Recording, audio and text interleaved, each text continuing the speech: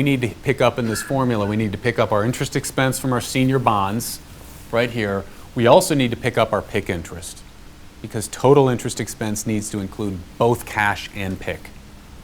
So on the end of this formula, what I want to do is I want to type plus, and then if you hit F2 again, you can now scroll with your cursor or move your cursor around, plus I-143, which is my interest expense relative to my senior bonds, plus I-152, my PIK interest on my unsecured notes. So once you've done this correctly, the formula should read as follows. It should be equals I-129 plus I-136 plus I-150 plus I-143 plus I-152. We'll hit enter. We'll fill that across to the right. We'll hit F9 to recalc. And your numbers should look like this. You should have 25.9 million year 1, 28 million, 27 million, 25.9 million in year 4, 24.5 million in year 5. Total interest expense. Well, as I mentioned earlier, one of the first things I mentioned in class today is we had very few changes in our income statement.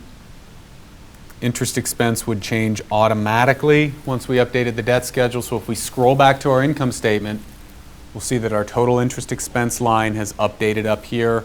We've now got more interest expense than we had in our original model, which makes sense. We've got a lot more debt. And that flows through, it reduces our pre-tax income, reduces our net income, which is flowing all the way through our model. All right, so we have total interest expense, but as I mentioned a moment ago, what I want to do here is I'm going to differentiate between my total interest expense and my cash interest expense. The reason I'm going to do this is from a lender's perspective, lenders may set covenants on either total interest expense or maybe just that cash portion. So it's important to distinguish between the two. What I want to do is first insert a row. So I want to go to A155, Alt-IR, and I'm going to type cash interest expense. And here I want to say equals I-129 plus I-136 plus I-143 plus I-150. Everything except the PIK interest. Because remember, PIK interest is a non-cash charge, so a lender might be interested in setting their covenants only on cash charges, including cash interest expense, maybe CapEx, maybe working capital, growth, taxes, those types of things. And then the last item, interest earned on cash.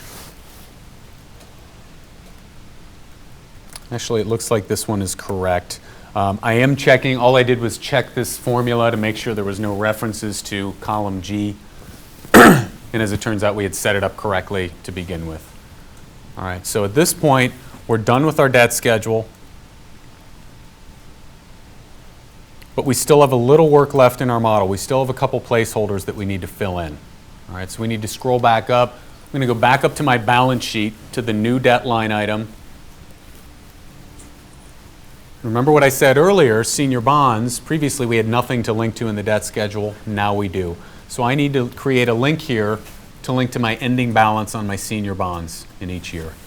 So in year 1, I'm going to say equals, scroll down to my debt schedule, I-141 senior bonds ending balance, 90 million. I'm also going to get rid of the coloring in that cell.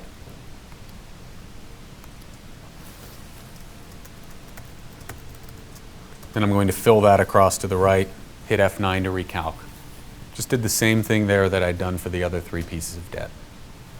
Next placeholder is my PIK interest in my cash flow. Remember, we need to add back PIK interest because it's non-cash.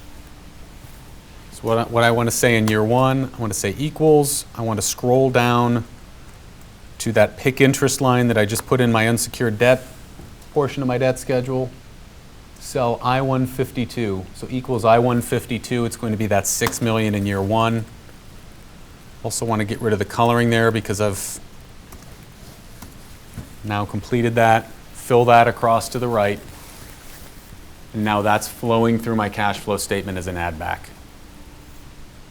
Now there's still actually one more item that I need to do here because I'm not completely done. And if we look down into my change in unsecured debt line item, we'll see what that is. Right now, our change in unsecured debt shows a $6 million change. Our unsecured debt is growing by $6 million. The way our cash flow is set up is it's taking this into account as though this is a borrowing. All right? But why is that unsecured debt why is that balance growing? It's our PIK interest. It's our accrued interest. It's not cash coming into the company. It's not a source of cash. All right? So just as we added it back up above, we need to back it out down below because it's not really a source of cash here. So what I want to do here is modify this formula. So I'm going to hit F2. I'm just doing this for the unsecured debt because none of the other pieces of debt have PIK interest. And at the end of that formula, I want to say minus I-152, my PIK interest.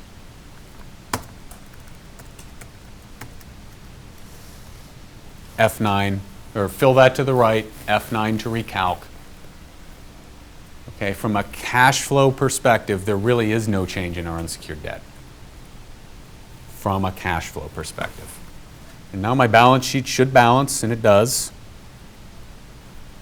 And so when you scroll up to your check figure, all right, it shows that I am in balance, so I'm basically done modifying my financial model at this point. We're not done with the LBO model, but this portion of the exercise is complete.